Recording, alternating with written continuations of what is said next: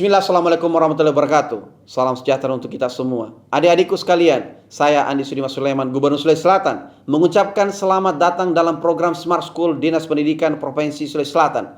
Hari ini adik-adik sekalian akan mengikuti pembelajaran hybrid dalam program Smart School. Aplikasi Smart School adalah sebuah pendekatan dengan tetap mengedepankan sebuah pendidikan dengan digital approaching, untuk kemudian mengedepankan kualitas dan mutu pendidikan yang diterima siswa secara seragam di seluruh wilayah Sulawesi Selatan, termasuk di pelosok-pelosok. Program ini bukan hanya memberikan kepada adik-adik sekalian pengalaman belajar yang baru, namun juga memberikan fasilitas kebutuhan dengan fitur bermanfaat seperti rekaman video pembelajaran yang dapat diulang, trik-trik penyelesaian soal, ujian-ujian, serta sarana konsultasi pembelajaran dari guru-guru terbaik di Sulawesi Selatan.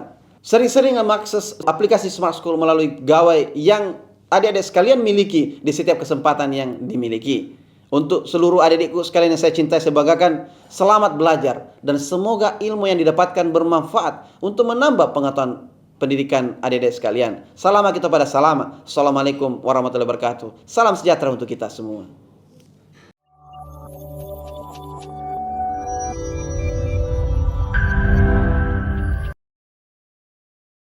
Ya, selamat pagi menjelang siang. Assalamualaikum warahmatullahi wabarakatuh. Selamat sitamu malik, lako kita solanasang, tu sitamu pole omo lantea tu temo, la mpeladai dionate bahasa Toraya.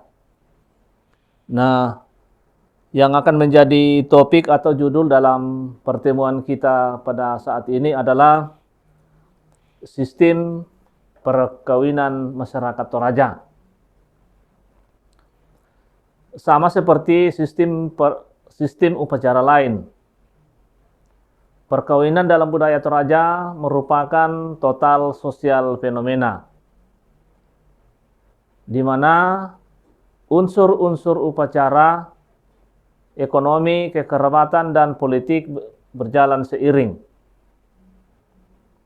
Perkawinan dalam bahasa Toraja disebut rampanan kapa. Arti harfiahnya adalah pelepasan kapas. Warna putih dan gravitasi kapas merupakan ciri-ciri yang dipilih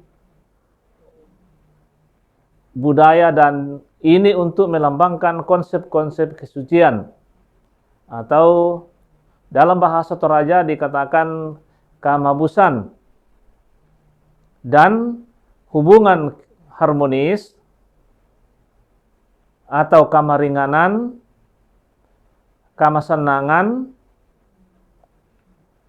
cinta, kasih kepuraian dalam membangun keluarga atau mendapo. Hal demikian merupakan ciri-ciri atau ideal, tetapi dalam prakteknya dapat saja terjadi penyimpangan, sehingga kapak boleh juga diartikan sebagai denda yang disetujui dalam proses lamaran yang harus dibayar bila bercerai, dan melalui negosiasi dan kumbongan adat atau para pemimpin kampung sebagai mediator di antara keluarga.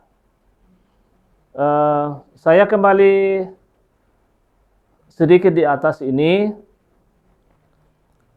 Kumua maape ya nayatu kapa ya nakua tau ke den tau male di parampo lamentama rampanan kapa. Seperti yang kita ketahui bahwa kapas itu adalah sesuatu benda yang putih, yang bersih, suci, dan ringan. Nah, ini diambil sebagai gambaran atau perumpamaan ketika seseorang mau masuk di dalam rumah tangga, bahwa ketika terjadi suatu permasalahan di dalam sebuah rumah tangga itu, maka harus kembali mengingat tentang benda itu. Jangan terlalu kasar dalam memberikan ungkapan-ungkapan atau kata-kata, tetapi kita mengambil perumpamaan tentang kapas ketika kita dilempar benda itu tidak terasa pada diri kita. Nah, kita lanjut ke bawah, bahwa kekhawatiran akan timbulnya keretakan dalam perkawinan menyebabkan para leluhur membuat aturan-aturan budaya yang menganut hubungan sosial itu. Nah, hal ini terungkap dalam simbol kapas berupa perjanjian, yaitu diterapkan hukuman atau dalam bahasa Toraja kapa bila terjadi kegagalan hubungan cinta kasih yang ideal dalam suatu keluarga.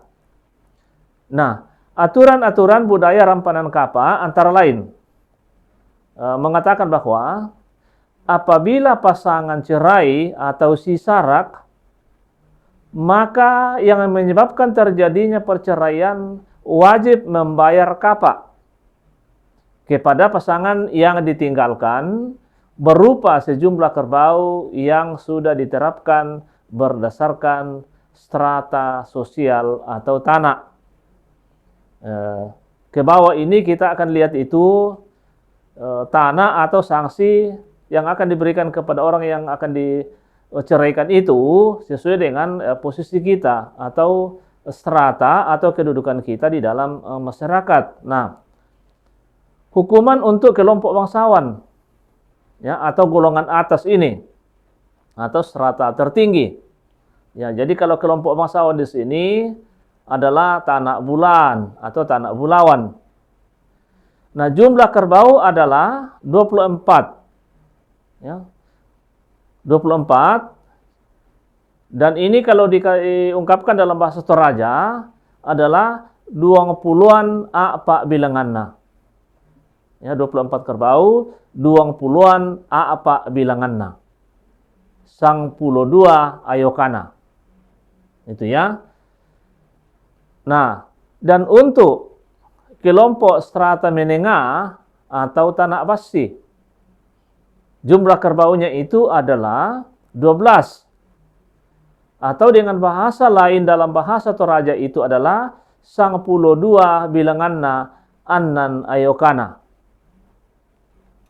Nah, untuk kelompok strata biasa atau Tanak Karurung, 2 kerbau ya, atau dalam bahasa Toraja dak 2 bilanganna sangayoka dan strata hamba atau kaunan biasa juga disebut Tanak Kokua ya, hanya 1 babi betina atau baidoko. Nah, inilah sanksi-sanksi yang akan dibayarkan oleh orang yang akan dalam rumah tangga ketika dia akan bercerai. Jadi siapapun yang akan melakukan itu, nah orang itulah yang akan membayar dengan sejumlah kerbau atau sanksi atau tanah yang sudah disepakati waktu lamaran dulu. Nah, ini dia yang sudah yang saya sudah sebutkan tadi itu. Jadi ada 24, ada 12, ada 2 kerbau, dan yang paling di bawah di sini yang kaunan atau hamba atau golongan paling di bawah budak. Nah, itu 1 babi atau dengan bahasa lain baidoko. Nah, pembayaran kapa berupa kerbau yang sudah disebutkan di atas dilakukan hanya bila terjadi perceraian dan jumlah tersebut dapat saja dibicarakan sehingga dapat diturunkan apabila pihak yang bersalah kurang mampu. Ya. Hal ini dapat diselesaikan dalam pertemuan yang dihadiri oleh kedua belah pihak dan tua-tua adat. Namun demikian, biaya untuk sebuah perkawinan ditanggung bersama.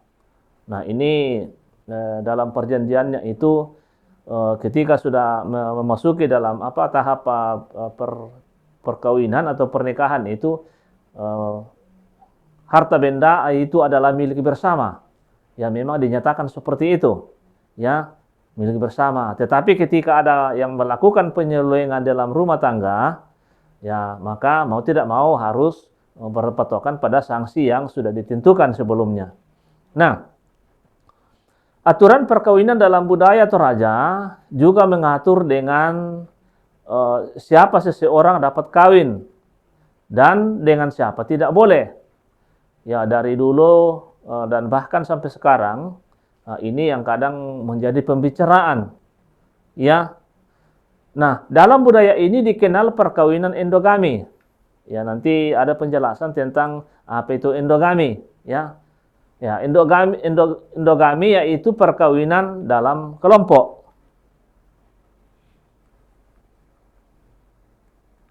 Nah, aturan-aturan endogami dapat dilihat dalam mitos, ya.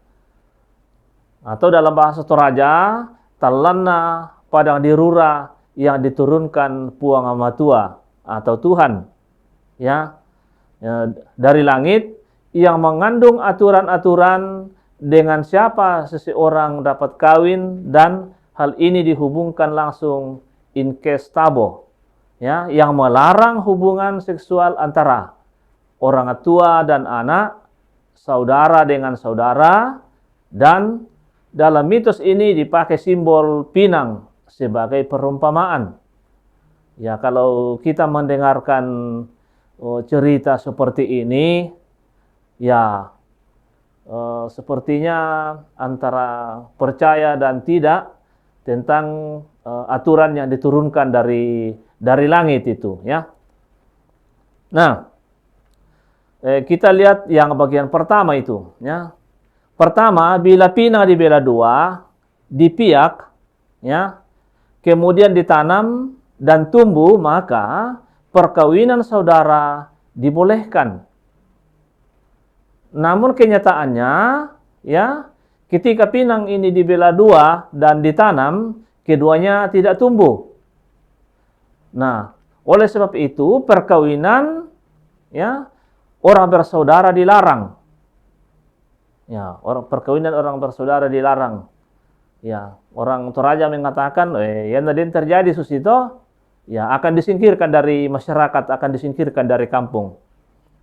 Nah, bukan hanya di Toraja, ya, tapi di tempat lain, ya, kalau kita mendengarkan hal demikian sepertinya memang ada aturan tersendiri yang diterapkan atau sanksi yang diterapkan kepada, ya, katakanlah ketika ada ketahuan orang bersaudara melakukan hal terlarang ini. Ya, bukan hanya di Toraja, tetapi kita biasa melihat dalam medsos itu, ya, ada sanksi memang yang berat. Nah, oleh karena itu, kalau di Toraja memang ini salah satu bagian yang tidak boleh. Ya, bahkan dari dulu sampai sekarang itu belum ada yang kita dengar bahwa orang bersaudara itu yang menikah. Ya, tidak ada. Bahkan sepupu satu kali, dua kali, ya. Karena memang kita masih berperang pada aturan-aturan yang ada sebelumnya. Nah, kemudian yang kedua, bila pinang dibela empat, ya, ditepoa apa kalau dalam bahasa Toraja, dan tumbuh, maka perkawinan sepupu sekali dibolehkan. Ya, tapi nyatanya ketika pinang dibuat seperti ini, dibela empat atau ditepoa apa dan ditanam, ya, ternyata tidak tumbuh juga. Tidak tumbuh. Maka perkawinan sepupu sekali tidak boleh atau dilarang. Ya. Kemudian yang ketiga, bila pinang dibela 8, ya, dileswa apa? Jadi satu pinang itu dibagi 8. Ya, atau dileswa karua. Ternyata juga tidak tumbuh. Karena itu perkawinan sepupu 2 kali juga dilarang.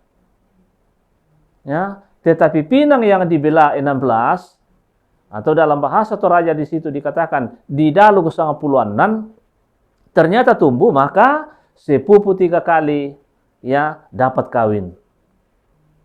Ya, ini kalau kita perhatikan di Toraja memang sudah ada ini, ya, sudah sering kita lihat dan kita dengar, ya.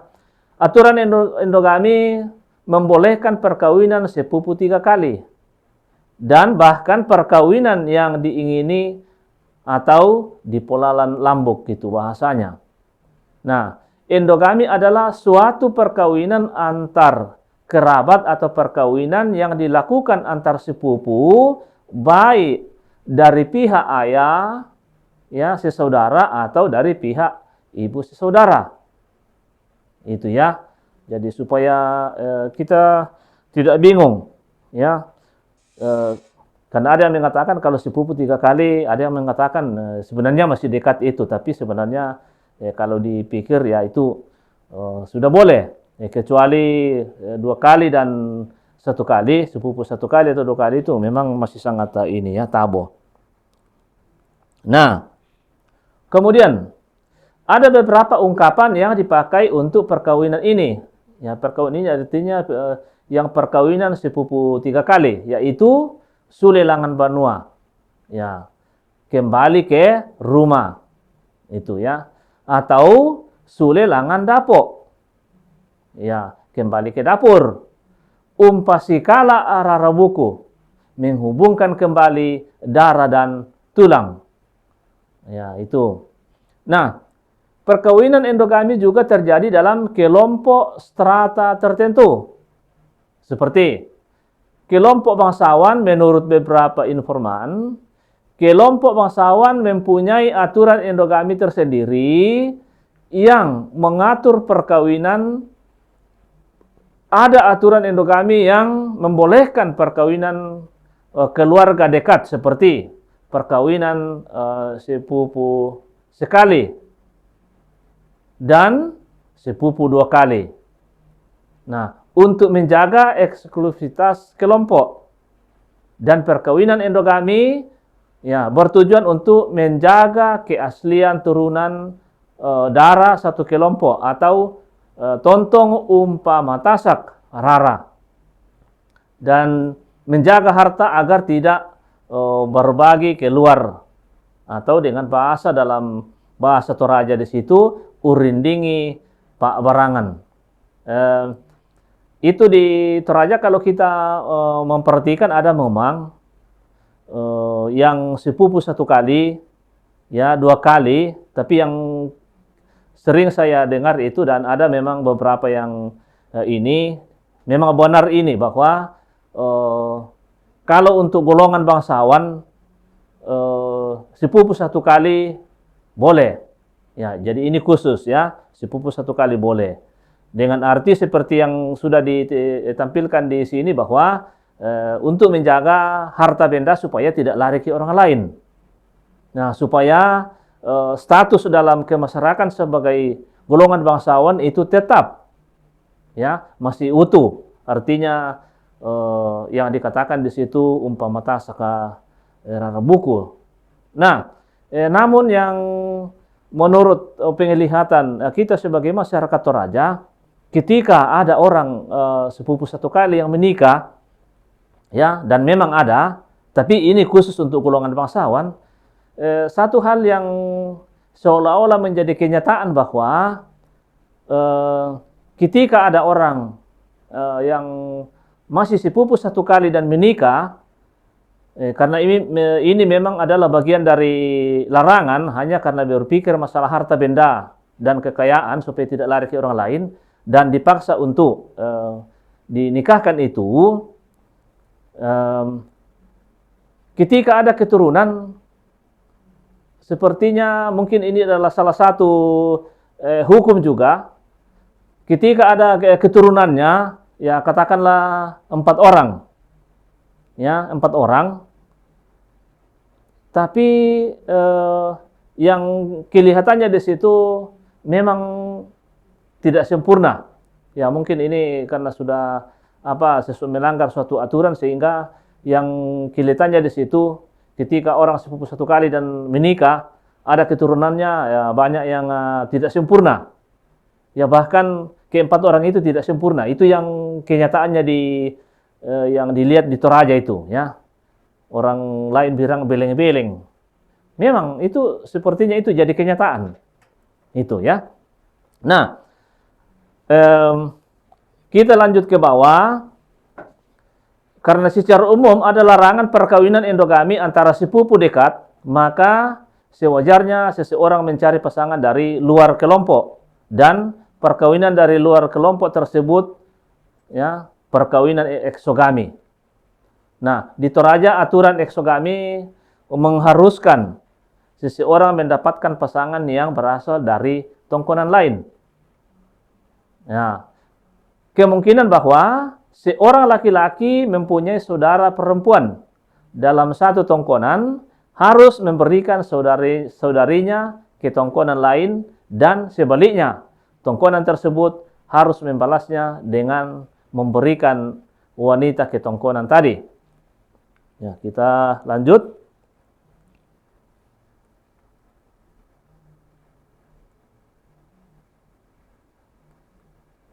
Ya.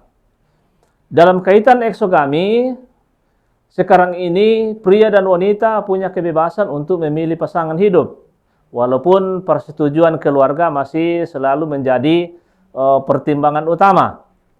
Ya. Kebebasan ini tidak seluas kebebasan masa lampau. Nah, ada aturan yang mengatur perkawinan antara orang yang berbeda strata sosial dengan memberi ruang yang lebih luas bagi kaum pria. Nah, ini ada dalam yang saya tulis merah. Ini pria bangsawan digambarkan sebagai Ma'din ulese madao, ya, ulese madiona. Nah, dapat kawin dengan, ya, arti dari kata ini adalah dapat kawin dengan sesama bangsawan, dapat juga kawin dengan wanita dari strata bawah. Nah, ini kalau laki-laki. Nah, perkawinan ke bawah dengan wanita hamba oleh pria bangsawan dilakukan karena pertimbangan mungkin kecantikan, ya, yang disebut mintirolokon, yang artinya melihat konde atau bertujuan untuk umpaten dan saluran bulan, yang artinya mengalirkan pancuran emas. Nah, ini bahasanya orang Toraja ya, untuk menerjemahkan ketika hal seperti ini.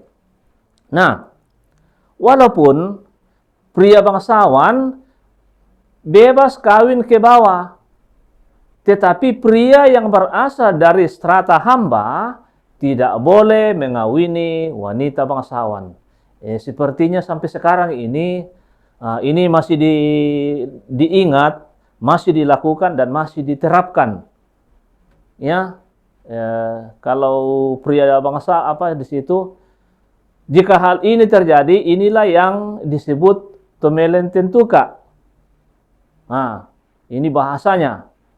Seorang yang terguling ke atas. Atau kalau dilihat dari sisi wanita, tumintiro patondon. Yaitu perkawinan antara wanita bangsawan karena melihat kegantengan sang pria yang hamba.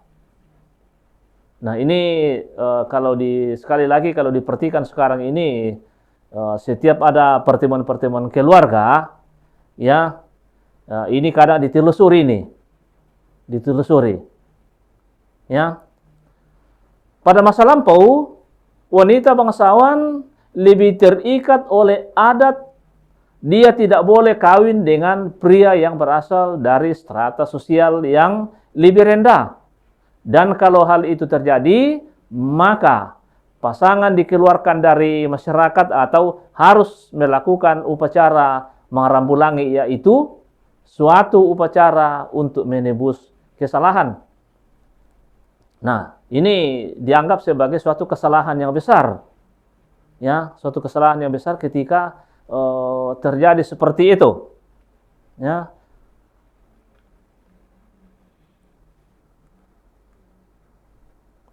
Nah, ini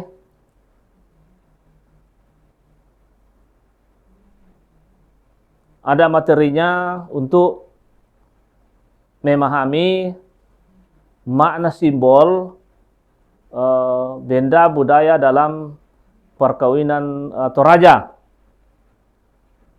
Ya, jadi ada banyak benda atau ornamen-ornamen yang digunakan di dalam kegiatan khususnya di masyarakat Toraja yang sering digunakan tetapi kadang kita tidak mengerti, ya, apalagi anak-anak zaman sekarang ketika ditanya tentang nama benda-benda itu atau simbol benda itu yang digunakan dalam suatu acara, entah itu acara rambu tuka atau rambu solo, ya, acara kedukaan dengan ungkapan syukur, ini biasa muncul benda-benda yang sering digunakan.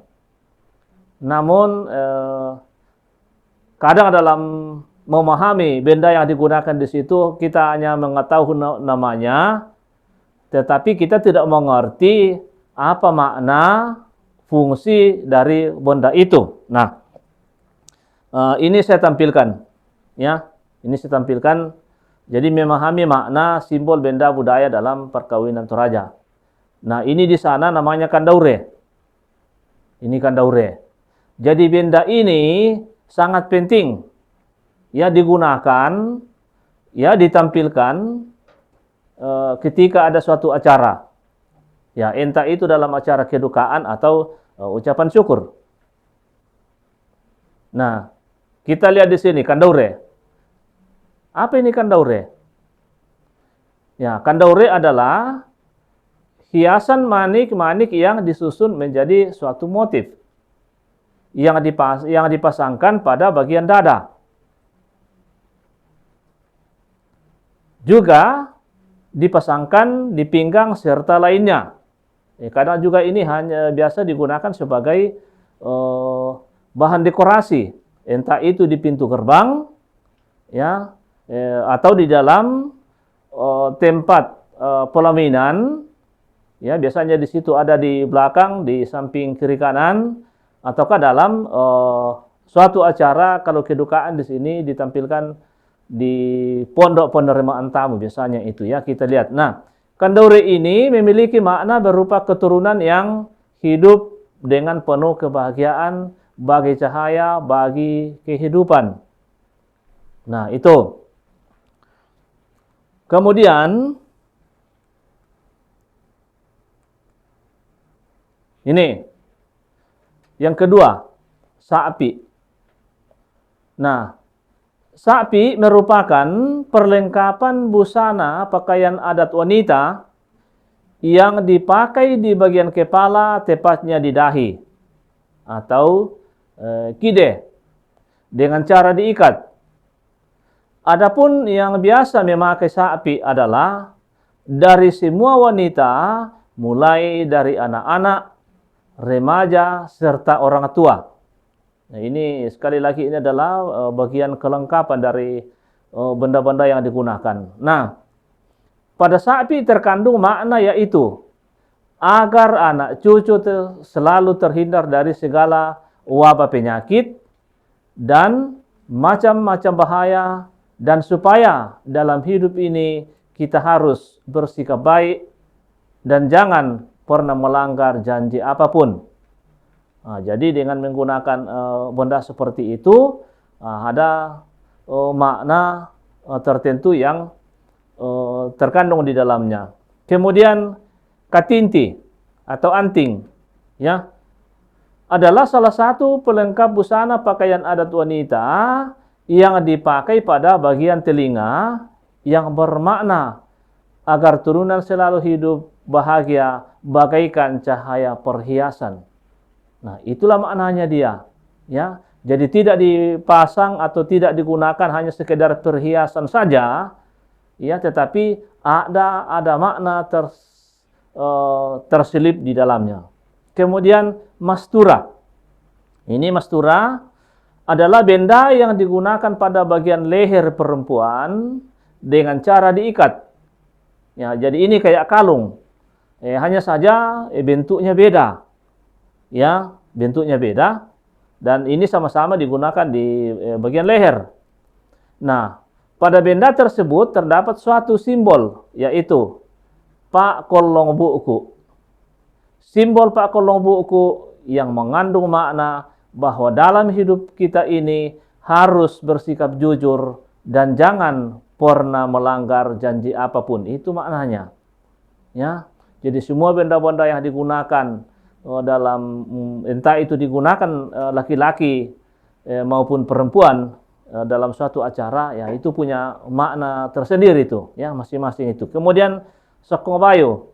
Sokong bayu adalah salah satu dari beberapa pelengkap busana pakaian adat yang dipakai oleh kaum wanita pada acara rambutuka atau syukuran dan upacara rambu solo atau kematian, dan ini dipakai di depan dada dengan cara diikat pada bagian leher. Nah, pada sokong bayu ini terdapat sebuah simbol, yaitu pasekong yang mengandung makna agar turunan anak cucu selalu hidup dalam kebahagiaan bagaikan cahaya dari perhiasan atau pelengkap busana yang digunakan oleh wanita. Nah, ini tadi ya, jadi ada sapi. Ya, jadi sudah ada penjelasannya tadi yang namanya sapi ya. Kemudian ini, nah inilah contohnya dia. Jadi sapi yang digunakan ya itu di bagian kepala atau di dahi oleh wanita. Dan kalau laki-laki tidak menggunakan benda ini. Tidak ada. Nah, kemudian anting, ya anting yang dipasang pada bagian telinga. Ya, kemudian ada sokong bayu. Ya, rupanya tadi sudah ada juga sokong bayu. Nah, ini yang berbentukan daure yang diikatkan pada diikat pada leher. Dan di dalamnya itu yang paling di dalam daripada sokong bayu ini, ya ada kayak kalung, itu namanya mastura. Ya, sebentar muncul lagi penjelasannya itu di bawah. Ya, mastura. Tapi yang muncul di sana ini adalah pastura, bukan M, menggunakan mastura itu namanya ya. Kemudian ambero. Ya, ambero ini yang seperti apa? Kandori juga yang diikat di bagian pinggang ini ya, ambero. Kemudian ada gelang. Nah, ini sebentar ada tampilannya, ini gelang. Ya, yang digunakan oleh perempuan. Jadi semua sarana ini atau bahan ini yang digunakan oleh perempuan itu memiliki makna yang makna tersendiri itu ya. Jadi tidak hanya sekedar digunakan untuk mempercantik atau ini, tetapi ada makna tersendiri yang terselip di dalamnya. Nah, ini. Nah, ini contohnya juga ya, gelang atau komba boko. Ya, tadi ada yang digunakan oleh perempuan itu gelang. Ya, atau yang satu ini ya bahannya juga terbuat dari manik-manik seperti yang kandaure tadi. Nah, yang satu ini terbuat dari emas. Nah, jadi gelang atau komba boko merupakan salah satu pelengkap busana yang dipakai pada kedua pergelangan tangan dengan cara diikat. Komba boko terbuat dari manik-manik, ya, yang diuntai dengan daya cipta tertentu sehingga menyerupai bentuk gelang, dan ini mengandung makna yang melambangkan tanda kewibawaan dan kebesaran bagi bangsawan Toraja. Jadi ini semua punya arti dan makna. Jadi tidak, sekali lagi tidak sekedar digunakan. Jadi ini ada namanya gelang atau komba boko ini ya. Jadi itu ya, gambar pertama dan kedua.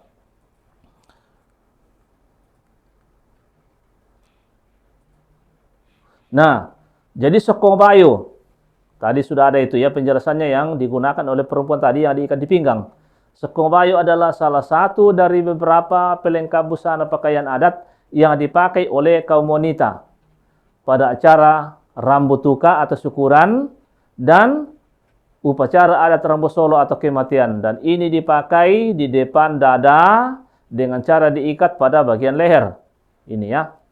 Pada sokong bayu ini terdapat sebuah simbol, yaitu pasekong yang mengandung makna agar turunan anak cucu selalu hidup dalam kebahagiaan bagaikan cahaya dari perhiasan atau pelengkap yang digunakan oleh wanita. Baru di bawahnya di situ ada ambero. Ambero adalah salah satu pelengkap busana pakaian adat wanita yang terbuat dari bahan manik-manik yang dipasang sama dengan kandaure dan sokong bayu yang diikat di bagian pinggang perempuan. Nah, ini gambarnya atau contohnya dari benda tersebut. Jadi yang di atasnya itu adalah sokong bayu, ya, tadi sudah ada penjelasannya di atas. Lalu yang di bawah namanya ambero. Ini bahannya sama, ya, bahannya sama. Dan sokong bayu ini dan ambero harus berpasangan, ya, harus berpasangan. Kalau sokong bayunya di atas ada warna, katakanlah di sini ada warna biru, maka ya amberonya di bawah harus juga ada warna biru. Tidak boleh di atas itu dominan warna merah, ya, lalu di bawahnya warna biru, itu tidak boleh, harus seimbang, ya, supaya kelihatannya bagus. Kalau di atasnya itu, katakanlah sokong bayunya ada warna hijau, ya, berarti di amberonya juga harus warna hijau. Ya, jadi begitu maksudnya, ya, supaya ada keseimbangan itu. Nah, kemudian ini lagi, ya, manikata atau manikata. Jadi ada kita di Toraja ini ada yang mengatakan manikata. Ada juga kita di Toraja mengatakan manikata. Itu sama saja, cuma cara penyebutannya. Jadi ada yang ada huruf K-nya, ada yang tidak. Nah, apa yang dimaksud dengan benda ini, ya? Adalah salah satu pelengkap busana pakaian adat yang dipakai oleh wanita. Ya, cuma wanita yang memakai ini, ya. Nah, manikata terbuat dari emas atau perak yang berbentuk kerucut. Nah, segi empat yang diapit oleh masak. Ada di yang kuning-kuning di dalam itulah yang namanya masak. Yang bernilai tinggi. Nah, manikata ini digunakan oleh wanita di Toraja ketika menghadiri kegiatan-kegiatan besar seperti, ya, upacara adat Rambu Tuka atau syukuran dan upacara adat Rambu Solo atau kematian. Jadi benda ini sebenarnya tertentu juga orang memiliki di Toraja, tidak semua ini, ya. Karena harus kadang juga disesuaikan dengan situasi dari upacara itu. Nah, ini ada sepatan lubuku, ya. Jadi sepatan lubuku ini yang digunakan oleh laki-laki. Sepatan lubuku adalah salah satu pakaian adat khusus oleh kaum laki-laki, ya. Khususnya suku Toraja yang terdiri dari satu set baju dan celana pendek yang ukuran selutut. Jadi ini bukan celana panjang, ya, tapi yang celananya itu hanya seukur sampai di lutut. Dan di atasnya di situ ada bajunya. Ini harus juga seragam, ya, sama dengan ambero yang digunakan oleh perempuan di sana itu, ya. Jadi amberonya di atas itu kuning, dominan kuning, kemudian di bawahnya juga harus kuning supaya serasi. Nah,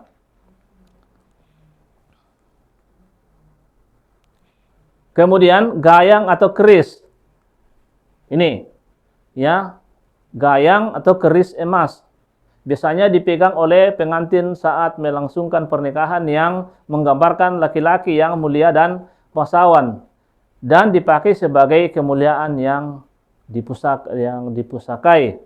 Jadi ini tidak semua juga orang Toraja punya ini, ya, namanya keris atau gayang, ya. Dan ini kalau aslinya ini terbuat dari emas, itu, ya. Jadi tidak sembarangan juga waktu untuk tempat mengangkat ini atau menggunakan atau menampilkan benda ini. Itu. Nah, ini juga lola, ya.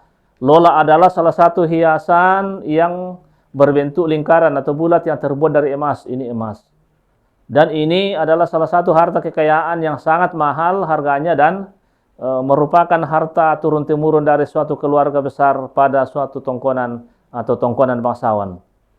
Ini memang tidak semua juga orang Toraja memiliki. Nanti ada muncul di sini ya tempat penggunaannya ini. Nah, ini.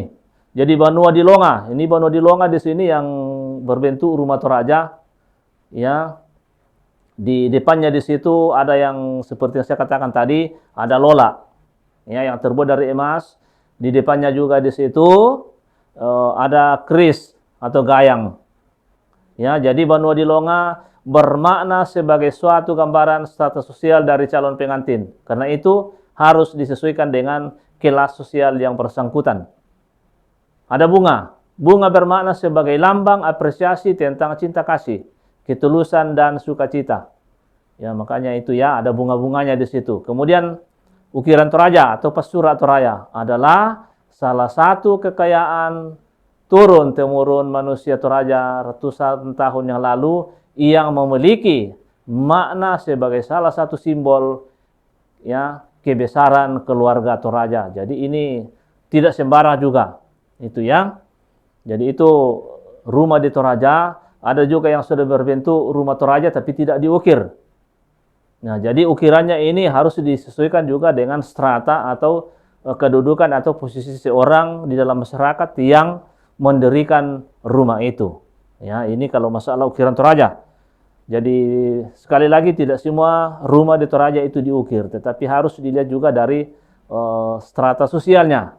Termasuk di depan tongkonan ini rumah ini, ya Banua Dilonga, ada di situ ukiran seperti ukiran kepala kerbau. Nah, tidak semua juga rumah Toraja ditempatkan seperti ini. Kalau bukan dia seorang pemimpin di dalam masyarakat itu. Ya. Kemudian ukiran Toraja ini tadi ya. Ukiran Toraja atau pasura Toraja adalah salah satu kekayaan turun-temurun manusia Toraja ratusan tahun yang lalu yang memiliki makna sebagai salah satu simbol kebesaran keluarga di Toraja khususnya. Nah, itu yang ukiran Toraja. Kemudian ini ya. Jadi untuk pertemuan kita pada saat ini saya akhiri. Ya, semoga ada manfaat buat kita terutama dalam memahami apa-apa yang saya sudah tampilkan dalam pertemuan saat ini. Di mana benda ini kita sering lihat dan temui khususnya di daerah Tanah Toraja. Untuk mengakhiri, saya ucapkan banyak terima kasih. Assalamualaikum warahmatullahi wabarakatuh. Pada moto Kure Sumanga.